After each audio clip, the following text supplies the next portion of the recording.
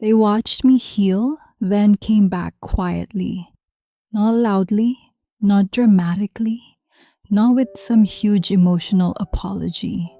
That's what made it dangerous. Because by the time they returned, I was finally starting to feel okay again. That's the part people don't understand about narcissistic comebacks. The timing is rarely random, and once I realized that, I started seeing the entire pattern differently.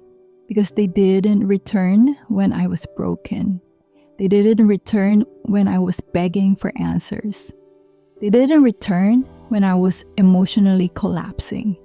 They returned when I became emotionally unavailable.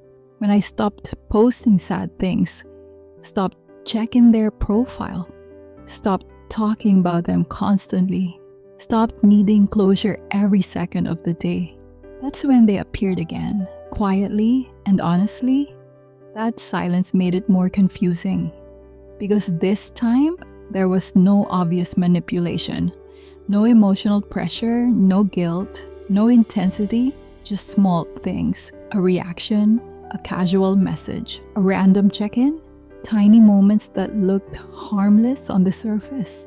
And that's exactly why they worked. Because the most effective manipulation rarely feels aggressive at first. It feels familiar, safe, almost accidental. That's what makes narcissistic re-entry so psychologically dangerous. By the time they come back, your nervous system is exhausted from chaos. So subtlety feels comforting, even when it shouldn't. And the scariest part of me was happy to see them again. That's the truth people feel ashamed to admit, even after the manipulation, even after the confusion, even after all the pain. A small part of you still hopes maybe this version is different. Maybe enough time changed them. Maybe distance created self-awareness. Maybe losing you finally forced reflection. That hope is powerful, especially after silence. Because silence creates emotional space for fantasy, and fantasy fills gaps reality once occupied. That's why narcissistic cycles become more dangerous after distance. Your brain slowly stops remembering the full emotional experience accurately. Not completely, just enough to make nostalgia stronger than clarity. That's why people often reconnect with someone they swore they would never speak to again. Not because they forgot the pain, because emotional memory softened over time. And narcissists understand that better than most people realize. That's why they wait. Not always consciously, but strategically. They understand that immediate return creates resistance. Delayed return creates curiosity. And curiosity is emotional access. That's what finally changed everything for me. I stopped focusing on what they said and started focusing on when they returned. That shift exposed the entire pattern because they never came back when I was emotionally available. They came back when I detached, when I started rebuilding myself, when my attention shifted elsewhere, when I finally started healing. That's not coincidence, that's interruption. And once you recognize interruption clearly, the comeback stops feeling romantic and starts feeling strategic. That realization hurt deeply at first, because part of me wanted the return to mean love, healing, growth, closure. But timing reveals motives people try to hide. And their timing exposed everything, because narcissistic control depends heavily on emotional access. They need to feel psychologically present inside your world. Still remembered, still emotionally relevant, still capable of affecting you somehow. And when your healing threatens that access, they often reappear quietly to test the connection again. Not loudly, not obviously, just enough to see if the emotional door is still unlocked. That's why the first interaction usually feels small. A, hey, a reaction to your story, a random memory, something so casual, ignoring it almost feels rude. That's intentional because subtle access works better than emotional intensity after distance. And once you respond, even slightly, the emotional dynamic starts rebuilding underneath the surface. Not immediately, quietly. That's why people often don't realize they're re-entering the cycle until they're emotionally attached again. Because the beginning doesn't feel toxic, it feels familiar. That's what makes familiarity so dangerous after emotional manipulation. Your nervous system starts confusing familiarity with safety, even when familiarity previously caused pain. And narcissists often rely on that neurological confusion without even understanding it consciously.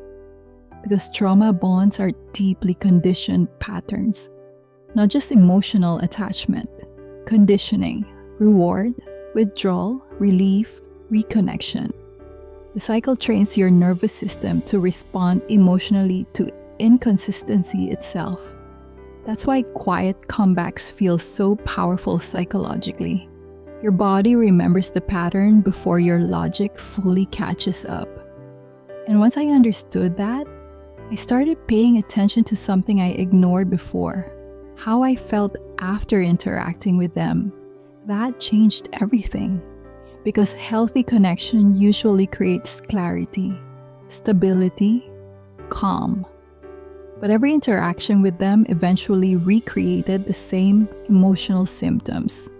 Overthinking, hypervigilance, emotional confusion, anxiety disguised as excitement. That's when I realized something painful. Healing doesn't just mean missing them less. It means recognizing what your nervous system feels like around unhealthy dynamics. That awareness changed my perspective permanently.